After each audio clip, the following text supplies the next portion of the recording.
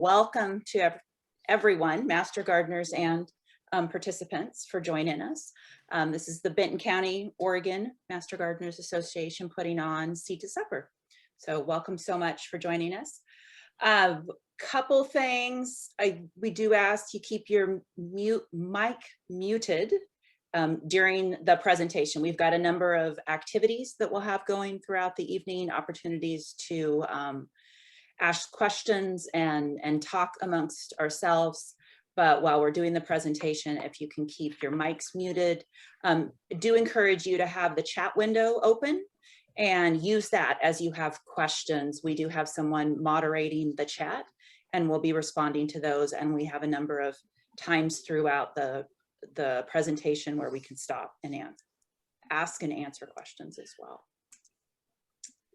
So a couple ground rules, just talked about the mic and actually the questions, getting ahead of myself a little bit here. There may be questions that are going to be asked that will be covered in a later session or potentially not really covered through one of these sessions. So if that's the case, we may hold on some of those. And if you could mute your phone, that would be great for right now. So we may have some things that we actually put in what we call the root cellar, and then we'll answer them later. We also will save the chat and update that with answers to questions that aren't asked and get that out to you later in the week as well for reference material. So the session is put on by a number of us. As you were joining, Judith commented, there's 8 of us on Master Gardeners that are helping throughout this presentation. My name's Candy Maestri. I'm the session moderator. Judith is the Zoom host. Lisa is our chat moderator for this evening. Frank Garcia is coordinated the breakout session we're going to do, as well as presenting on a couple topics tonight. Brenda Bai is talking about containers, and Cheryl is going to present on garden beds. We have 4 different sessions over 4 weeks that we will be presenting and having discussion topics. Tonight, we're really going to focus on preparing to garden. Next week, we'll spend the time, hour and a half, talking about soils and plants. Session 3 on March 8th will cover caring for plants. And then on session 4, we'll wrap it up talking about all of the great things you're going to grow, harvesting them and storing them, recipes for, eating them, making them even better than plain fresh. So a lot of topics. Hopefully everybody that requested a hard copy of the Seed to Supper packet has received that. If you haven't, you will be soon.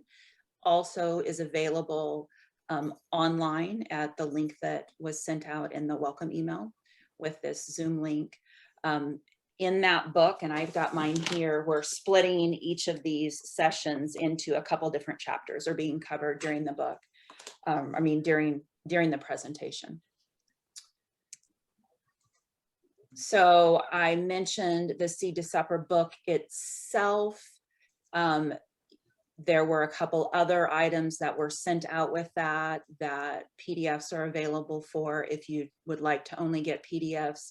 As a reminder, if you would like to get a hard copy and don't know if you ordered it or flat out didn't ask for a hard copy, let us know. You can include your information in this chat or respond to one of the emails that you got with this link and let us know your address and we'll get stuff sent out. If for no other reason, a great reason to get that hard copy is there's 9 different packets of seeds that come along with that. So they're pretty cool stuff and you don't have to go buy your seeds. So I encourage you to get that hard copy and the packet of seeds. This is just a screen capture of the things you'll be receiving in the mail. And we'll go through some more of those. So little quick introduction there. Does anybody have any questions before we get started on the meat of the presentation? Or did we have any questions in the chat?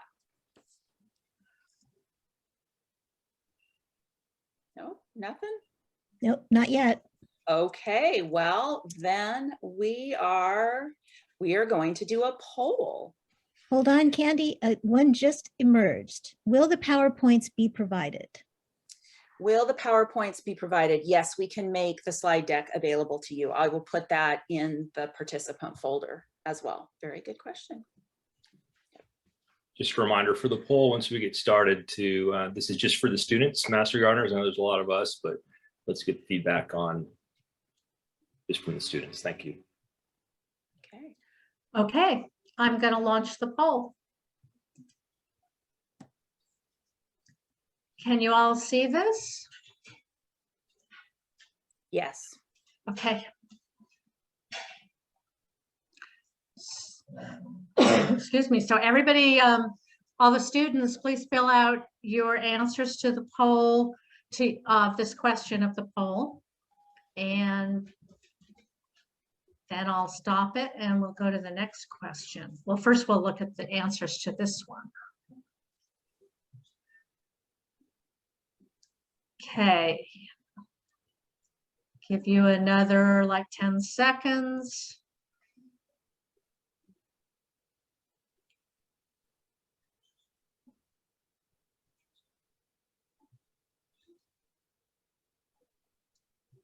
Okay, let's look at this. Here's the results.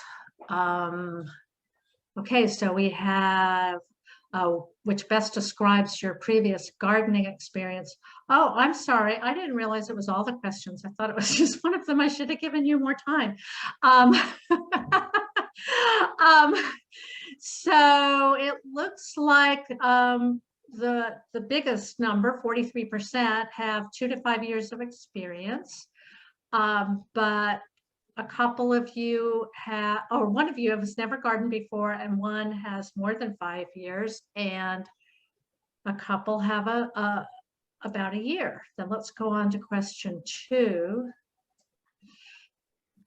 Okay, backyard space is by far the place where most of you want to garden, but container gardening, one of you. And then what is your goal? So we have 4 out of 7, 57% want to increase their yield. And then 3 out of 7 want to learn how to grow my own food for the first time or grow crops I haven't tried before. And then 2 of you said other. So we're going to have to ask you in a minute what the other is.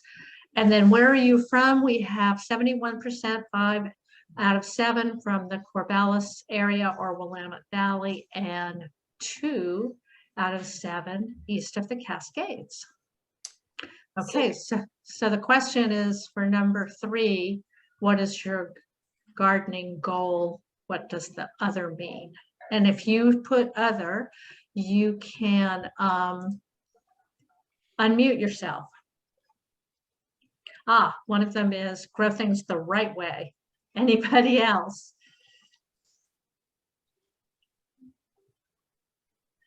Okay, well, thank you for the poll. And yeah, at our next class, I will give you more time to fill it out. Fabulous.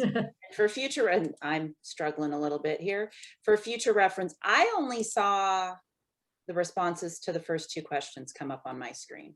Oh, did you? Okay. You can scroll down, Candy. Oh, okay. Well, I hit close now, so. Okay. I thought we were looking at Judith's screen there, but it popped up on ours so we could scroll down. Yeah. Fabulous. Okay. And I'm going to say we had one more response about others, somebody wanting to, Alexa, who wants to learn how to battle the pests and powdery mildew. Mm. Right. We have a period, we do have a session on insects, and we'll get that one covered. Okay, awesome. Well, that was really good and helpful. And I'm curious, east, where are we located? The 2 that aren't in the Northwest, in the Willamette Valley. Anybody willing to share? Where you put it in the, Mill City? Mm-hmm. Ryan? Okay. Sorry, I was wrong. We're Willamette Valley. Okay, well, good. No worries. Okay, very good. Good to know. Okay, well, why don't we go ahead, Frank, and get started on preparing to garden. All right, well, welcome everybody. We're glad you're here. We appreciate you guys are really getting a good student to teacher ratio. So feel free to ask questions. That's what we're here for, to help you find out more about this gardening adventure. So looks like we got a mix of different backgrounds and experience, so that's good. And just for the person that is from east of the Cascades, the majority of this is kind of aimed at the Willamette Valley. So a lot of what we're covering, we'll cover that. But you'll still get something out of it. And there are some folks out on the east side that can give you specifics to your area. Some master gardeners out there in your county can probably refine what we give you. So what we're going to cover today, as was mentioned here previously, making a planting plan. That's what I'm going to cover, as well as choosing your site. And then consider containers will be handled by Brenda. Making garden beds, Cheryl will do that. Next slide. Okay, making a plan. I know some folks would rather just jump into it and get started and figure out what happens. But just like anything, if you have a map to get there, it makes it easier to get to your destination. So putting some time and effort and some research behind what you're trying to accomplish and that kind of thing will help. That plan, that map of your garden area and considerations that we're going to discuss will help you have a higher chance of success. Next slide. There's a video that we're going to show you here, and if you have difficulty hearing it, we're going to put a link into the chat. It might already be there, but if not, we'll make sure it gets in there for you. But we're going to go ahead and play it for now. We'll give you a general idea of planning. Emily Erb produced this video, and I think you'll get something out of it. She gets her hands dirty and she pulls out a ruler and that kind of thing. So it'll tie into what we're going to cover here soon. So if we could please play the video.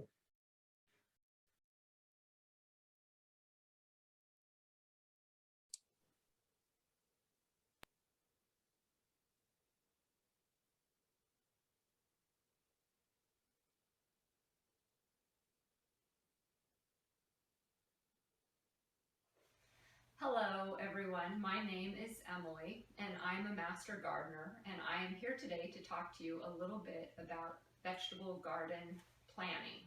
All of you have a very good resource right now to help you with your vegetable garden planning, and that is in your Seed to Supper book, and it is the Common Crop Chart. And on this chart there's going to be a lot of answers to your questions that come up when you're planning your garden. One of the questions you might have is, what can I grow here in the Pacific Northwest? And this is a pretty good list of them right here to start with. Another question might be, well, when can I plant it? Can I only plant it in the spring, or can I plant this in the summer too? And this will give you a good idea about that. And then the next column is a really important piece of information, which is how much space does the plant take up, or does the row of plants take up? But one thing that I'd like to talk to you about really briefly before we go outside is, in answering that question, what is it that I want to plant? Because all of us have in our various gardens, different amounts of space, and that space is kind of like a precious resource. What am I going to put in this precious resource to plant? And that really has to do with what you value, I think. Maybe you want to plant things that you can't typically find out in the grocery store or at the farmer's market. Or maybe you want to plant things that are really expensive to buy organically. Or whatever your reason is, maybe you have something that is special in your family, or something that you want to share with your children specifically, and you want to plant that. But because we all have limited space, I think it's good to take a little bit of time to think about, what do I really want to plant?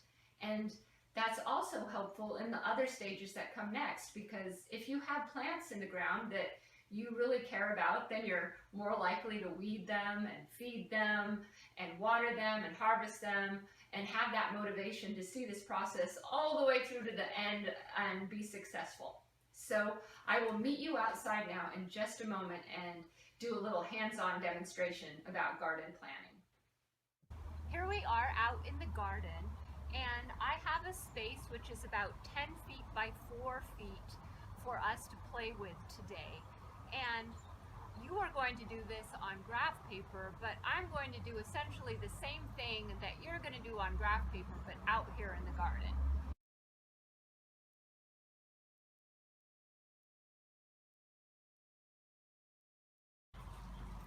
So here is my spring garden, and let me explain it to you.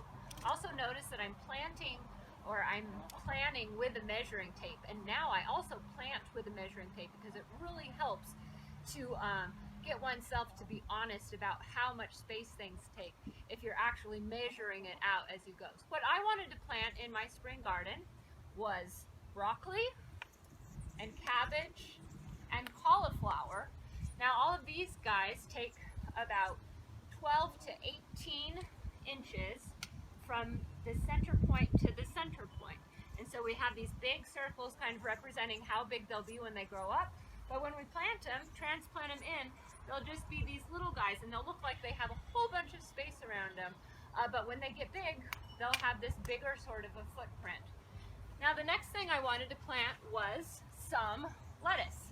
And so I direct sowed a line of lettuce right here, and it doesn't take as much space. And so I've got about 6 inches on either side with my row of lettuce. Then I wanted to plant 2 kale plants right here, and because these kale plants are going to be here for most of the season, I wanted to give them plenty of space. And then right here I planted a row of cilantro, which, kind of like the lettuce, doesn't take near as much space. Now I want to say a quick word about succession gardening. One, that you don't plant a whole bunch of one thing at the same time, but thinking about, well, when this comes out, what can I replace it with? Or how much lettuce and cilantro do I need at one time? Should I plant a whole bed of it? No. Or should I just plant one row and then a little bit later plant another row somewhere else, or plant a row where something else comes out?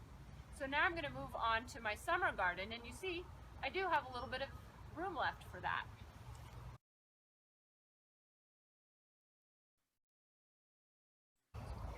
So here in my summer garden, I decided to plant 2 tomatoes, which they have a very big footprint. They need about a whole yard, or 36 inches, between them.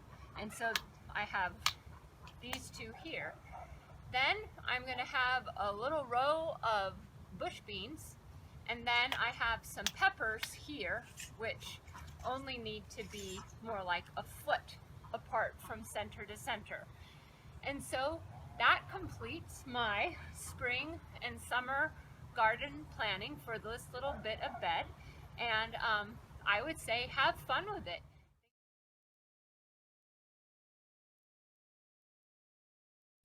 All right, everyone. I hope you enjoyed that video. I don't know if you had a hard time hearing it or not, but we did put the link to the chat if you wanted to touch on that later. And we'll go ahead and continue on. We will tie back into some of the topics that she covered, making sure that you provide enough space. Whether or not you use the discs and that kind of stuff is up to you, but you know, some people prefer to make sure they're getting it right. But a ruler, that kind of thing, the key is making sure that you're considering the plants and making sure that they're getting that room that they need. Okay, next slide, please. So what you've got here, up here on the screen, is the common crop chart that she mentioned earlier on. I know this one's a little hard to see, but it is on page 14 of your student book, and we'll see it in a little more detail here on these follow-on slides. This, as I mentioned, is focused on the Willamette Valley. That's kind of what we're focused on, so may not quite apply to those on the east side of the Willamette. Considering your plant footprint, how much space is required. Emily mentioned that, and we'll go into more detail on that. and how tall are those plants that you're growing. If you're going to grow a tomato plant or corn, you got to make sure you got room for that and where you plant it. We'll look into that. Okay, next slide. So this is a little blow up of what we had at the top of that last page, the common crop chart.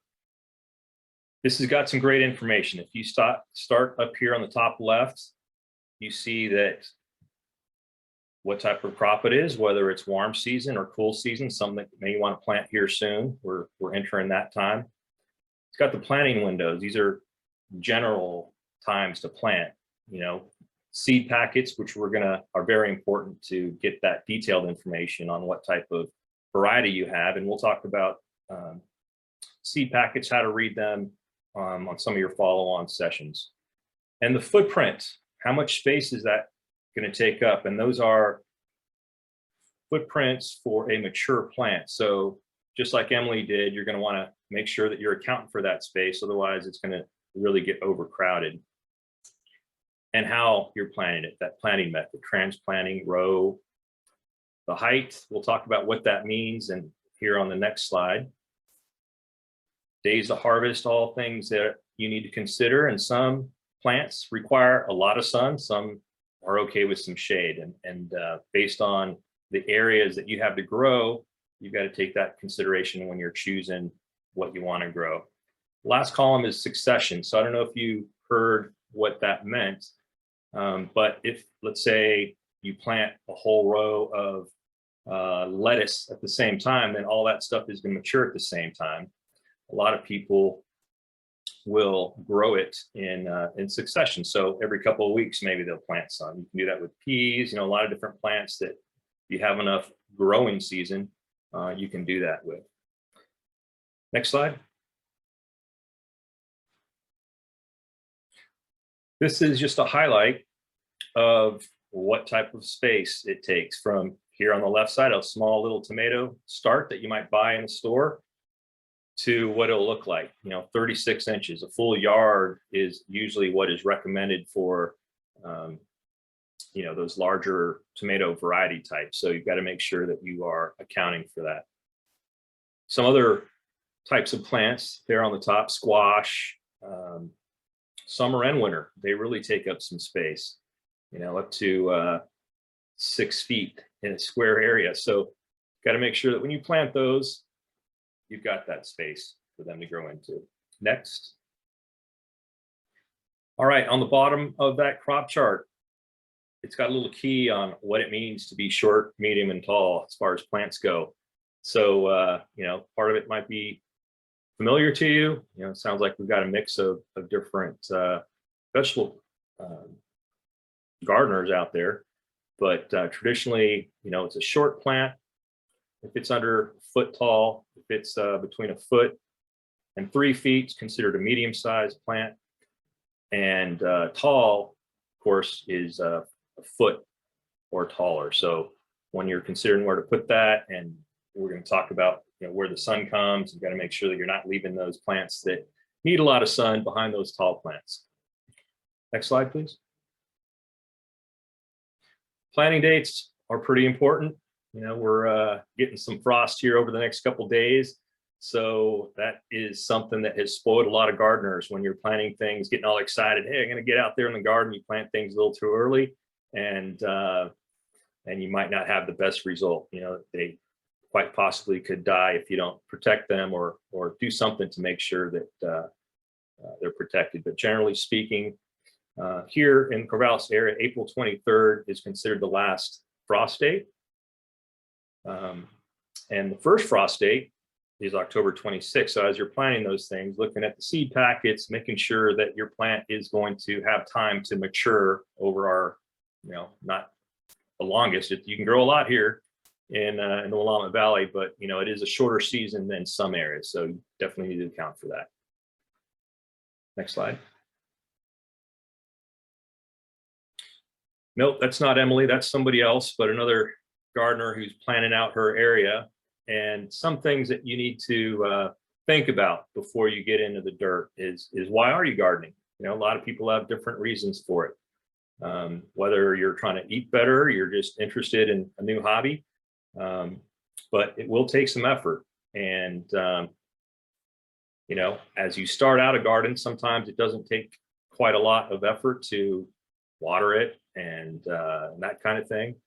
But as the season goes on, it starts, you know, taking up a lot more space and a lot more time, a lot more watering is required, you know, weeding, pest control, heard someone mention that's a concern, you know, those kind of things will be important. So you just got to look at yourself and your schedule and decide how much time you really have. I think in the poll you guys mentioned also that quite a few of you have backyards to garden in and have the space for it. So that's good news. Having the space to grow gives you more options. You know, we've had some classes that you know, live in apartments and have to, you know, rely on containers, which is fine. You can still do that, but it kind of restricts how much you have available. One good rule of thumb is to start small. You know, don't overwhelm yourself, especially if you're a newer gardener. I mean, if you've been doing it for a while, like some of you, you might kind of have an idea of what you need to, what's required to maintain the garden and continue keeping it in good shape. Next slide. Now we're going to transition over to choosing your site. We just talked about making a planning plan. We'll go into more detail here as we go along and continue to talk about that. So pretty basic, but just to kind of hit on it, you know, plants require certain things. They need that sunlight, absolutely do. They need air, they need water and nutrients. And for those of you that do decide to grow in containers, they have special requirement for nutrients a little more often than you might in your garden bed. You know, they don't have the benefit of that soil food web to benefit. So you need to add fertilizer more frequently for vegetables and all plants. Next slide. So a couple rules of thumb here. When you're growing a vegetable garden, a minimum of 6 hours is really what, I mean, if you got more than that, that's even better, right? The more sun you have, the more opportunities you have, the more those sun hungry plants will get what they need, but a minimum of 6. Open sites are considered more beneficial, as well as southern exposure. If you've, you know, we all live in different environments, and we're going to ask you to take a look at your own areas and come up with a plan. Future sessions, we'll get a chance to hear from each of you. We hope to answer some questions, or if you've got concerns, we'll be able to answer some of those. But southern exposure, is it shade free? A lot of us have houses that get in the way, but preferably the more sun, the better, and a gradual slope. And that's primarily for drainage, for one, but also might give you a little more exposure to that sun. Next slide. Just a quick little sketch here. I know it's a simple looking sketch, but kind of gives you an idea of what we're talking about as far as that southern exposure. So those shorter plants, they should be there closer to the sun. And then you've got those medium-sized plants and those tall plants. Those look like corn there, but if you had tomatoes or that kind of thing, they would also most likely be towards the rear. It all depends on what you're growing and how you got your garden organized. But anything on the north side of that corn, kind of there in the shade, you know, you'd want to be careful with, because it's probably not going to get that sun it needs. Next slide.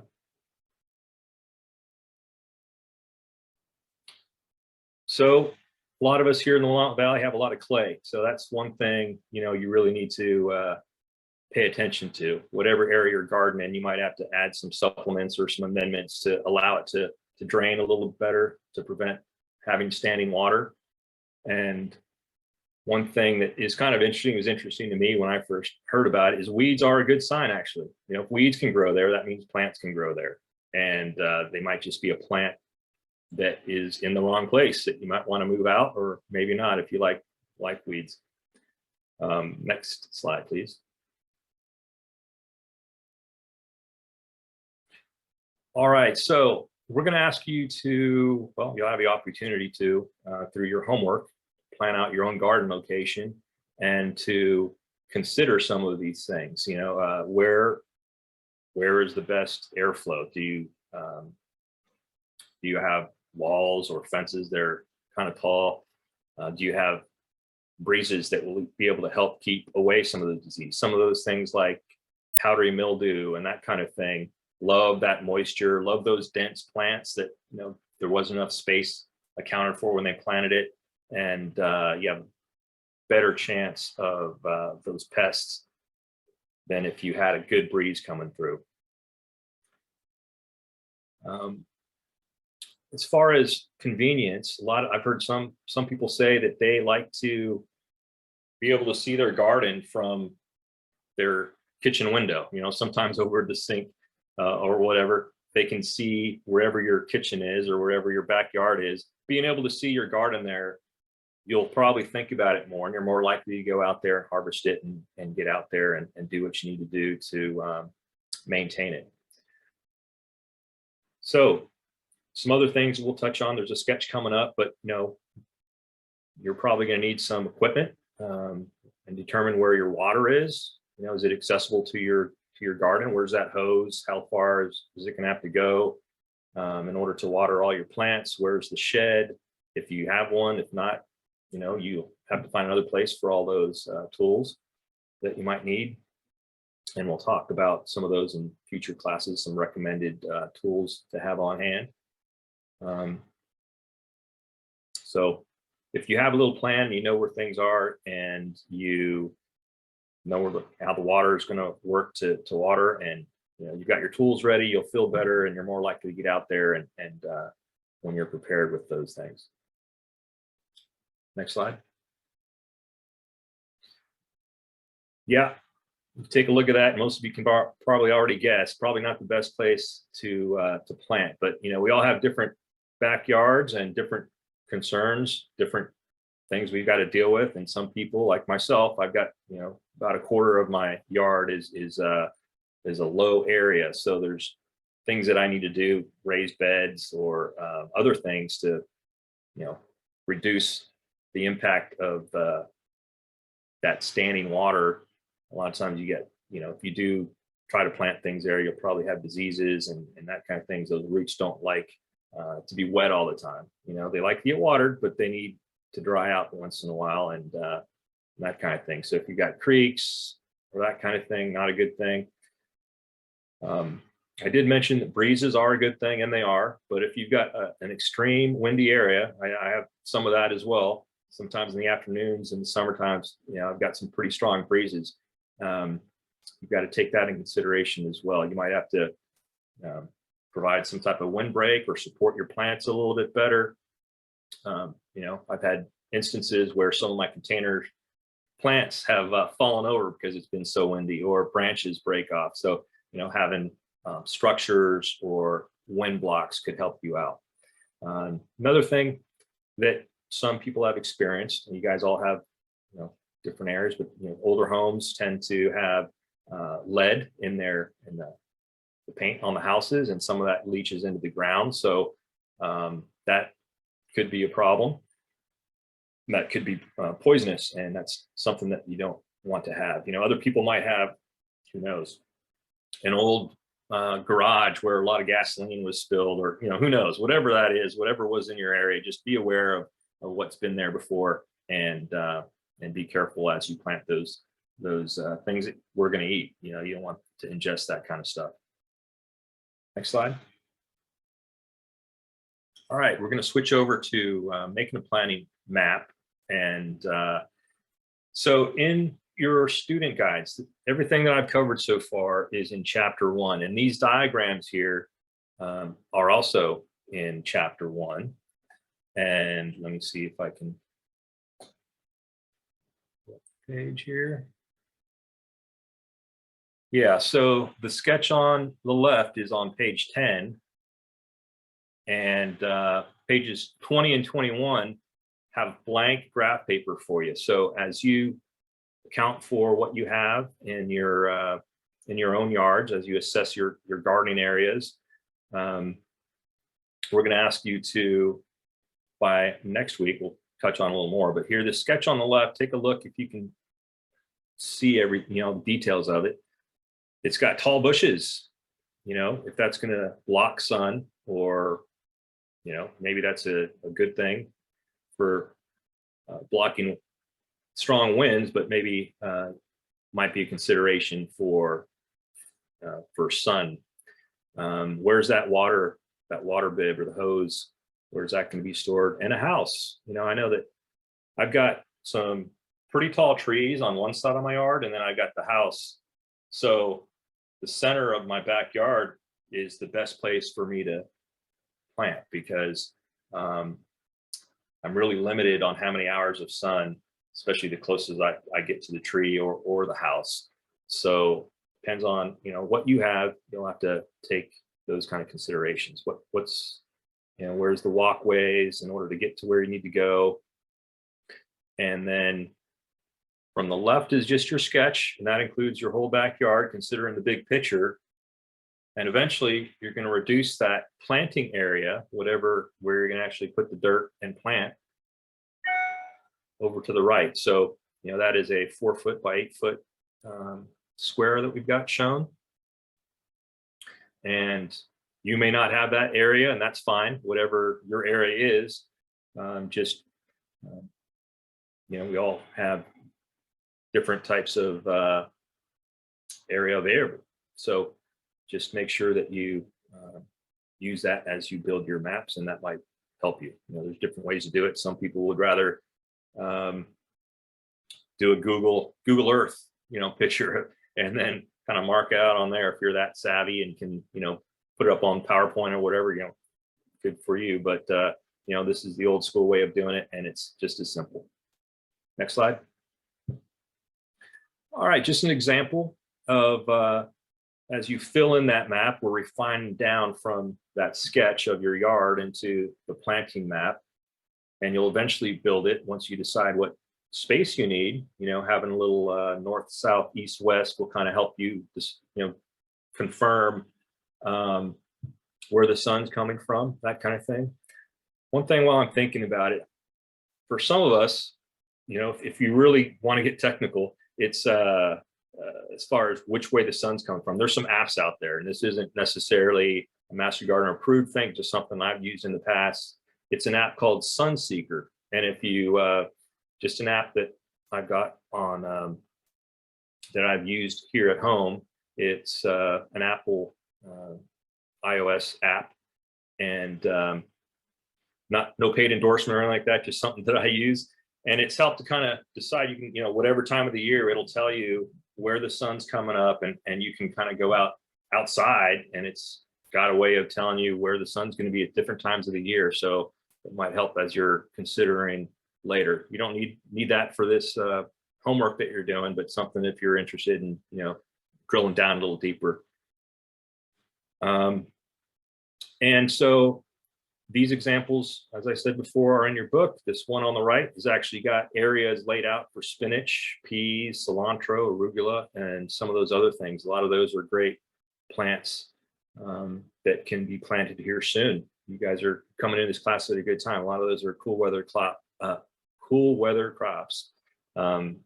that are, timing's about right to put those in the ground. So, and yep, next slide. All right, so what we're going to ask you to do, I know this is the more effort you put into this, the more you'll get out of it. And we're going to be meeting in breakout rooms eventually through some of this. Well, today we're going to spend a little time in it possibly. And over the next couple sessions, we're really looking for this next section. Feel free to go farther than just the basic sketch of your basic sketch of your yard or photo of your yard, but include those items that we talked about, some of those things that are on it. Where's the water? There's not a shed on there, but if you want to put that in there, all of our yards are going to be different, include different things, but the more details you put into it, the better off you'll be. And for your third session, we're gonna really drill down and look for your final planting map of just your planting area. So if you're an overachiever and you have it done next week, great. We'll still love to hear from you and that kind of thing. But those of you that didn't talk during the second session, you'll have the opportunity to do so on the third session. So some of the things that we'll be asking of you, and you can ask more questions, but some of the things that you may want to consider talking about that we'll be asking is vegetables you're considering to grow. Some of us have ideas of what we want to grow, maybe something that your parents used to grow or grandma used to grow, or something that you really like and is expensive to buy and you want to grow, or maybe not available around here. Feel free to ask us about that, and your own personal site considerations. As you build your map and consider the sketch of your yard, what are some things you're concerned with? Maybe you think you might not have enough sun, or maybe this tree's in the way, or I got a 2-story apartment, what have you. And what type of garden maintenance strategies do you have? We've got quite a few people that have gardened before, and we'd love to hear from you. We can all learn from each other. We're considered master gardeners, but we spend a lot of time learning and from each other, and we'd love to hear some things that you guys have done too. And if you've had garden challenges, please bring them to our attention, and we could do some research for you if needed and get you the right answers. All right, next slide. I think we've got some questions. All right, does anyone have, there might be some in the chat that I'm missing, but if you have any questions now and want to come off mute, feel free. Any questions about homework or what's expected of you?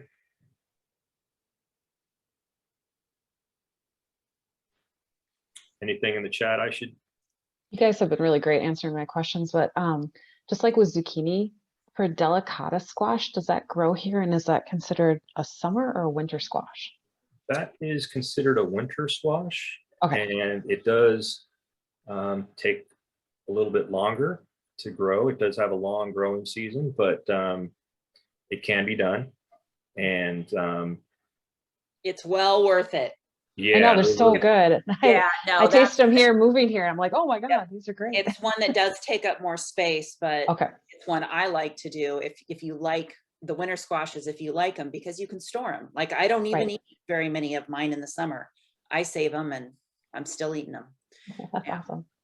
There was a Yeah. couple other questions in the chat. Yeah, and I don't know if folks, there was, and I think it was Laura who was Yeah. asking about tomato care and how to manage them so that they don't get out of hand. And I imagine we'll be doing more talk about care of plants as they're growing a little Absolutely. later on too. And there are definitely Right. some good tricks with tomatoes to take care of them and maximize the fruits and Yeah, and we had so many ways to give them away to charity. Awesome. And, It and turned into a giant tomato bush. We swear it ate the neighbor's cat or something. So tomatoes, Have one them of in the the things, ground? one of the things I've learned is don't be shy in pruning either. Tomatoes okay. grow and grow and grow, and I cut mine back to what I want. And I'm a big culprit of planting way too many tomatoes because I'm afraid that a couple Yeah. won't grow, and I Yep. like different kinds. So yeah, Coming from Colorado and originally Minnesota, like tomatoes, meh, they didn't do well. And in high desert, they definitely don't do well. But here in the valley, it's insane. So Yeah. thank you for the advice. Absolutely. Yeah, there's some, some people will recommend cutting the suckers off and that kind of thing, but I've heard some people that just disregard that and still have success. It is a pretty dry summer. So I lived in Tennessee for a while. We had some problems with the heat and the intensity as well. So good to be here. It's a good place to grow for sure. All right. There's okay. Why don't we keep going? I think Brenda is up next on containers, and then we will do a breakout rooms for about 10 minutes or so, and time to ask more questions, talk about those sites, as well as if there's other questions that you guys have. Oh, no, I'm wrong. We're doing breakout activity now. I thought we All were. right, just if I could say a couple things as we get into the rooms. Master Gardeners, if you could just take notes of what's discussed and the concerns, that kind of thing, so we could talk about that afterwards. Make sure we're capturing some of their interests and concerns, and please, participants, if you could, you know, you don't have to talk, but we sure could be kind of quiet if we're sitting there for a while. So we'd love to hear you and what some of your concerns are. All right. Awesome. Whenever Okay. we're ready. Okay, I'm going to open the breakout rooms now. Everybody's been assigned, and so you'll have 10 minutes. Awesome. Thank you.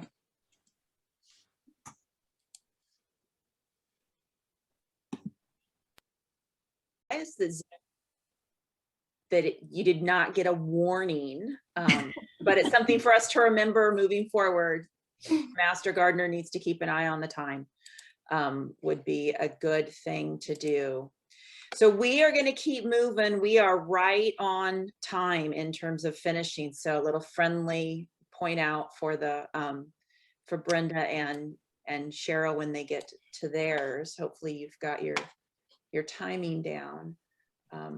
It's like, you know, me and Cheryl will just talk and talk. No, I'm not saying that. I'm not saying that at all. I'm just saying you're up. So only one person mentioned that they were planning on container gardening, but it is my goal to convince all of you to try a container garden this year, because the more I worked on this presentation, the more I realized that everybody should be container gardening. All right, so next slide, Candy. So this is just a list of where the information has come from and other places for you to look things up. In your Seed to Supper course book, there is a plant list specifically for containers on pages 15 and 16. And so when you're looking for varieties to plant in containers, please consult that list.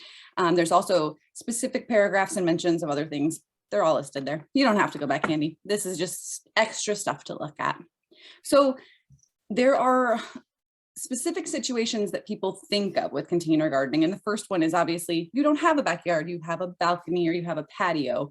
And those are great solutions for containers, but there are other reasons to have a container. And so I put the middle picture to remind me, my container garden this year is going to be an herb container garden by my back door to my kitchen. My garden is in the backyard. It is so far away from being useful. I have to purposefully like go out to it, which makes it really not good to use easily when I'm trying to cook and use stuff fresh.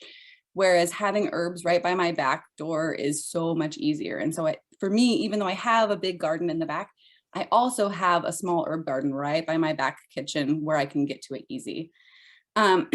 The other reasons why you might want to consider a container is if you have accessibility challenges. Containers are usually up off the ground. You don't have to bend over or be on your knees digging in the dirt. You can bring your container up as high as you want to make it easier for you. If you are the person who is living east of the Cascades, containers give you the option to kind of extend your garden season a little bit. If it's gonna be a freak frost, you can pull your container inside and protect it in a way that you can't protect in-ground plants.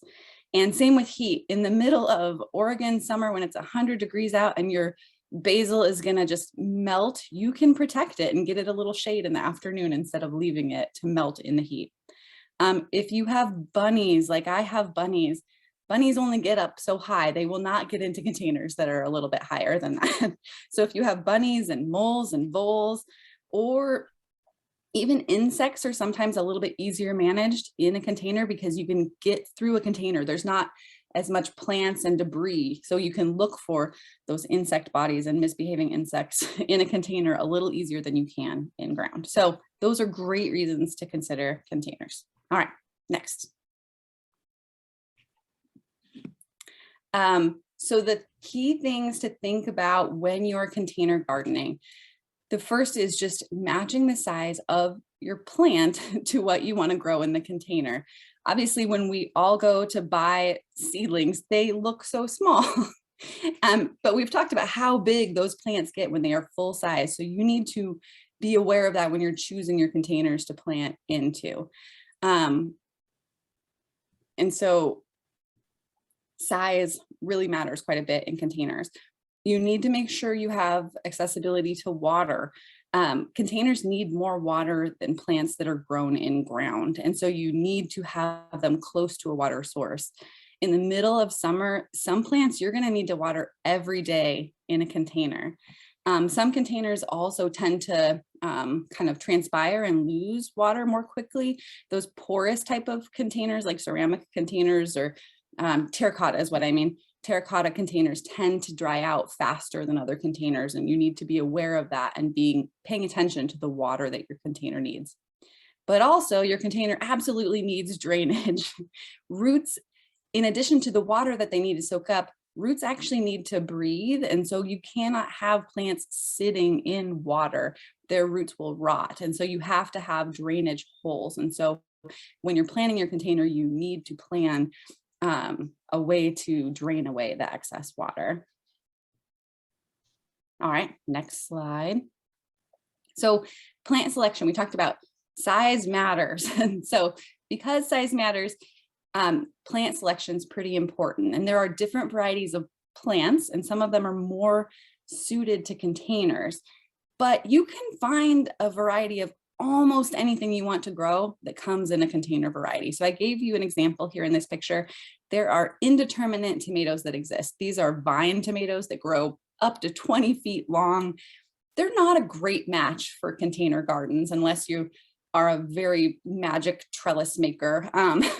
Most of the time you wouldn't probably choose an indeterminate tomato unless you're being pretty specific on the variety. Whereas determinate tomatoes are bush style tomatoes, and certain varieties of those can be great for container gardens. Next. Another example is carrots. Carrots, a lot of people think can't be grown in containers, but they can if you choose the right variety. So we don't want the really long boy carrots. There are short and sweet carrots. There are oxheart carrots. There's a couple varieties of carrots that are really nice and short and much easier to grow in containers. The same is true for zucchinis, which I have the other picture of. We have all accidentally grown a zucchini the size of like your arm, like a giant zucchini. That is not the variety you should be aiming for in your pot, but there are some really small, nice ones. Those are the perfect size to cut up and saute at dinner. There are varieties that you can find for your container. Next slide. So this is the list that is in your handout. And so this is just page 15 and 16. I'm not going to walk you through it fully because you have access to this. Similar to your other plant list, it kind of lists it out by variety. This one actually even tells you the size of container you should use. And then it gives you some specific varieties. And then it groups them as either cool season, which is spring and fall plants, or warm season, which is summer. And then there's some of them that have some extra notes, but it's a good place to jump off and start. Next. And so when it comes to your container, bigger is usually better. Most of the time we're aiming for containers between 1 and 5 gallons in size. Smaller containers limit your root growth and they will dry out faster. An exception might be the picture I chose, which is actually green onions. They don't need a lot of space. You can actually plant those in like a cake pan and be totally fine. Your container should still match the size of your plant.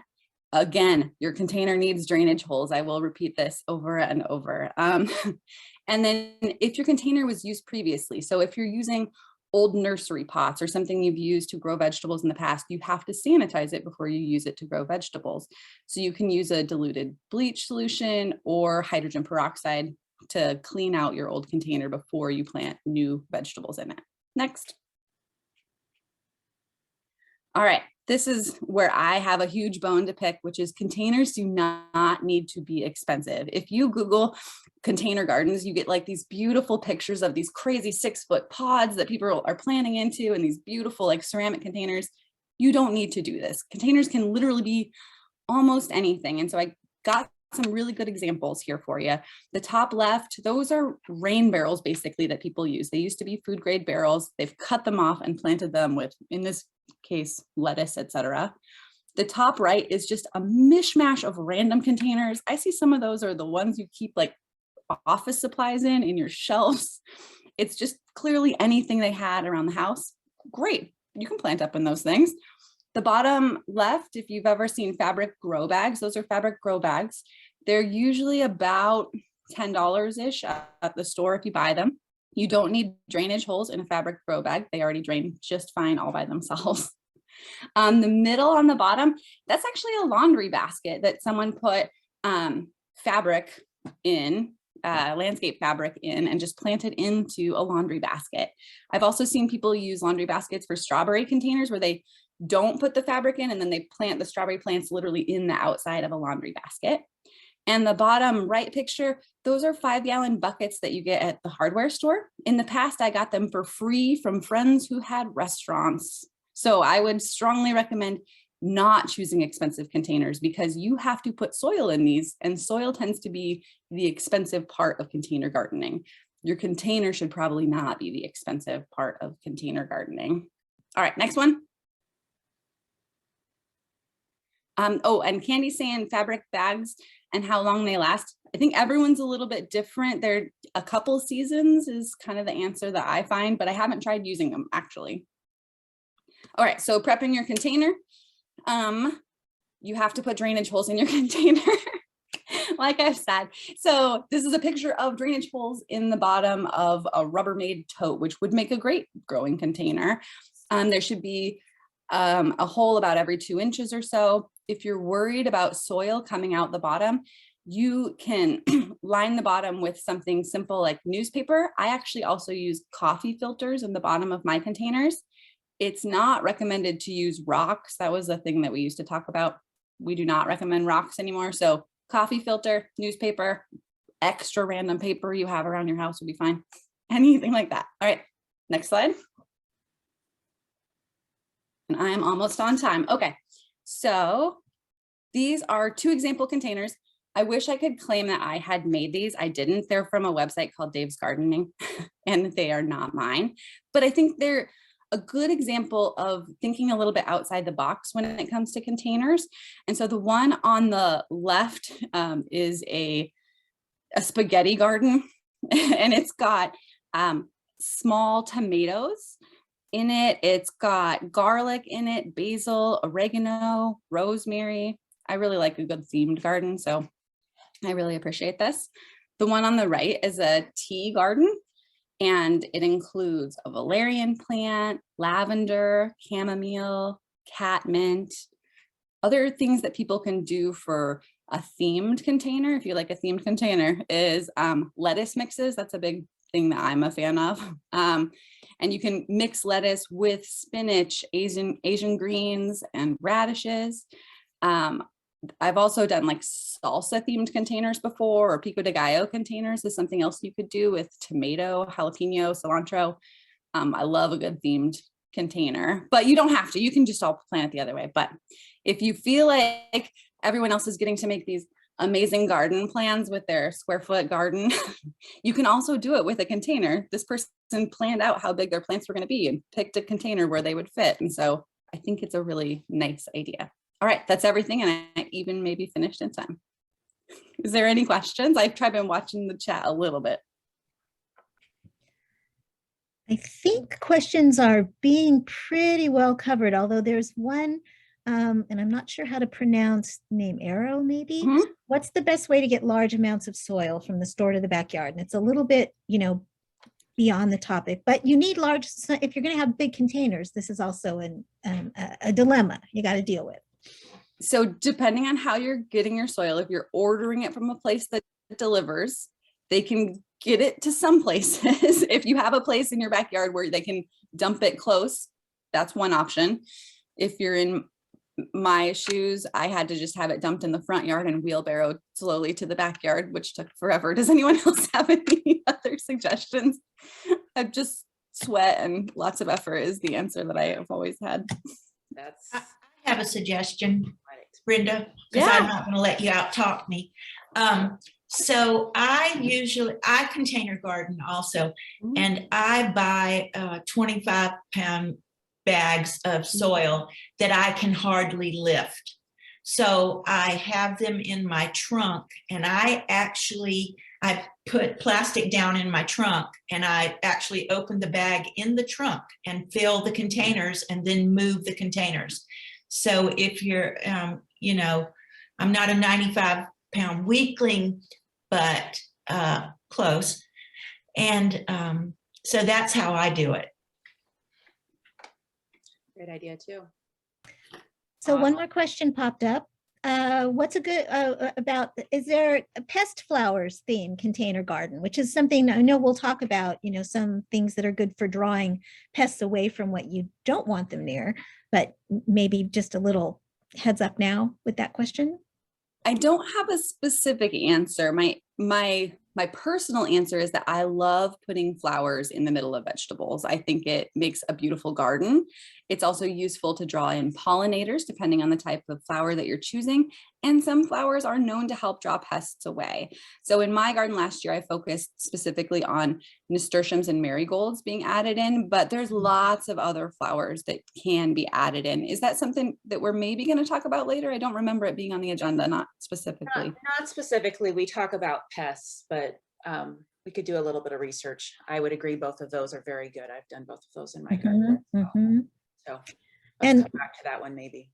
one more, what is there a good kind of soil to use for container? We are going to talk about soils in the coming sessions. So I suggest we defer that one until next week, I think it is. Okay, awesome. Let's keep moving along. Cheryl, how about we talk about making garden beds? Okay, so if we can go to the first slide. Okay, so we've talked about how to line up your garden with the sun, all these kind of things. Now we're going to talk about actually getting around to where you're going to do it and how you're going to do it. So a raised bed, and that's something we talk about a lot, is any garden bed that is raised above the ground. It doesn't have to have sides, doesn't have to have wood on the sides, none of that. It can just be raised above ground level. Next slide. So there are plenty of good reasons for having raised beds. You can avoid walking in your bed and compacting or tamping down the soil. You can save fertilizer, water, labor, and time by using raised beds. Earlier in the video, you saw Emily's raised beds. They can fit your space, they can be long or short, and they can be oriented in whatever direction is best for your site. Raised beds drain better, and they warm up sooner in the spring, which really matters here because when you're planting your seeds and planting your starts, you want to make sure the soil is warm enough, and those raised beds being up above ground level are going to get warmer sooner. Next slide. These beds are 3 to 4 feet across, so you can easily reach your plants to weed or to harvest or to fertilize. The path should be wide enough to walk comfortably between the beds. And if you plan to use a wheelbarrow or a garden cart, the paths need to be wide enough for that too. So because you don't want to roll over your garden plants. And you can see that these ones with sides, you can attach different things to them. You see on the second from the left, there is the black plastic that actually heats up the soil faster when the sun shines, or the protective material that's over the beds on the ends. But you want to space out those beds wide enough so that you can walk, but you don't want the beds themselves to be so wide that you cannot reach across. Next slide. So, do you have to have retaining walls? Well, there are good things about retaining walls. There are some good things, and one is you can make a shape however you want to fit that fits your space. You can use narrower walkways, and they're accessible for people with limited mobility. You can see how these are higher up off the ground. You can also know that you're going to take more soil the higher off the ground they are, unless you use something on the bottom that's just a filler. There are also, you can make garden beds that are tables that are up on legs, that is a raised bed that you could even pull a wheelchair up under and be able to work in the garden.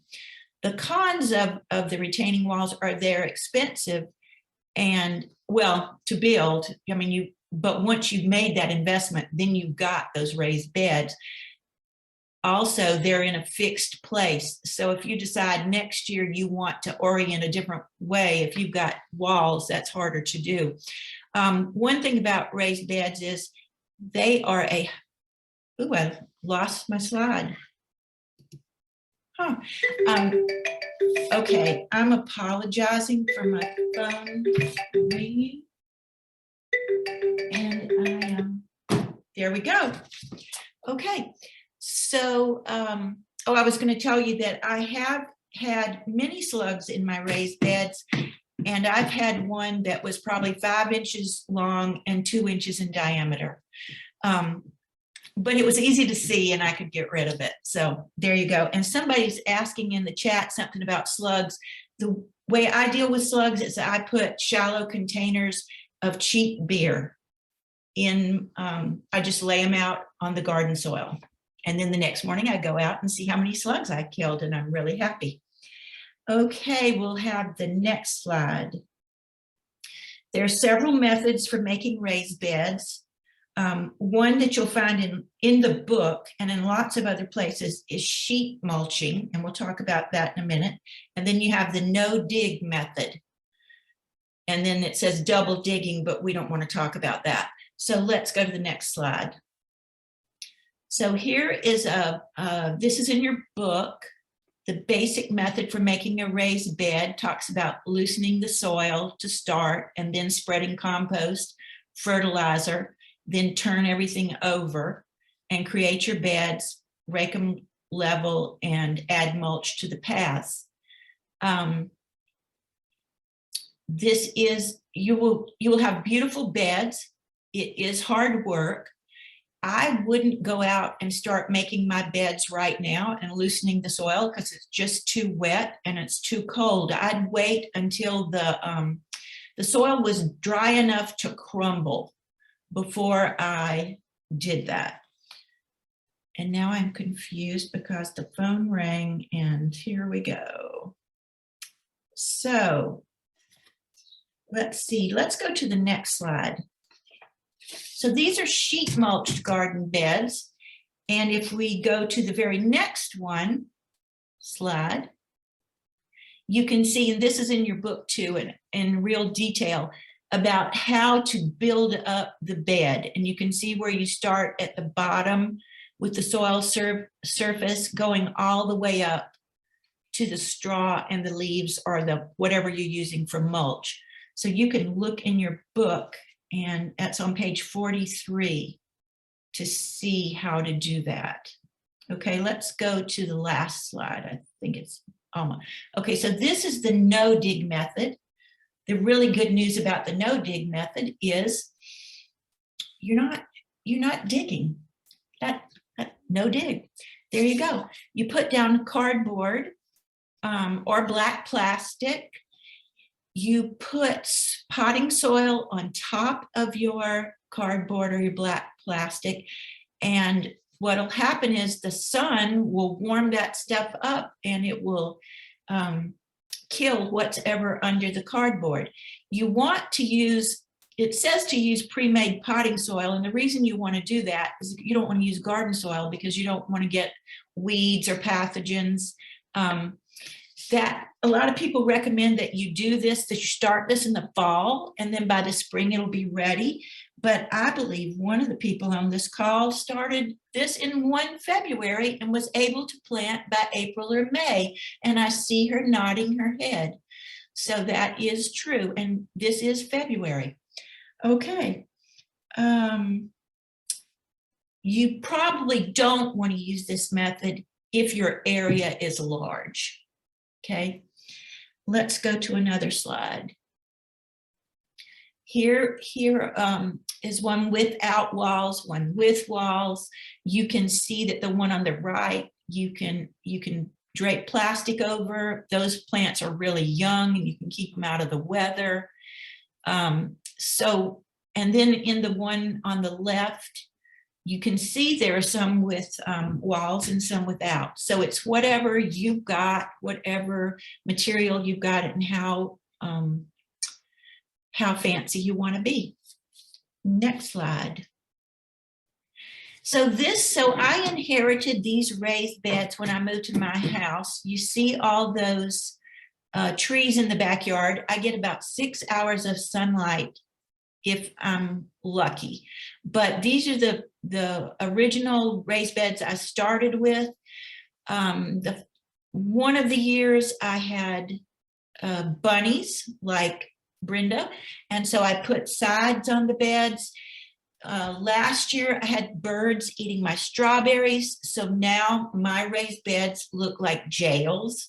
They have covers, and I have to I almost have padlocks on them so that the birds don't get them. And you'll see that you can barely see that I have a fence, because before I had a fence, I had the deer and the turkeys in my yard. So you might want to think about that too when you're placing your beds. And one more slide. And there are my little bean plants 1 year long ago with the marigolds. And that's it. And I'm looking at the time. Okay. You did awesome. Thank you. We're doing really good. There were a number of questions in the chat. Looks like a lot of them got answered. Are there any that we wanted to, that didn't get answered that we wanted to talk about? I don't think so. Okay, I like the another use for grocery bags. I'm one that is not very good about my reusable grocery bags. I mean, about using reusable bags. So I get the paper ones all the time. They also are great for your recyclables. That's what I keep them in and justify it. Now I have another use for them in the yard. So good to go.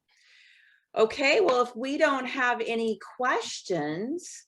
We had one about Yeah. irrigation. And I'll say that I use drip irrigation in mine so that I'm not watering the foliage. So if you have access to that makes everything easier. You can put it on a timer. And you can buy little kits at the store to do drip. You don't have to have a big, huge sprinkler system or anything. You can hook it up to your hose. Yeah, there's a lot of flexibility in that. Very good. Any others? No? I think so. Okay.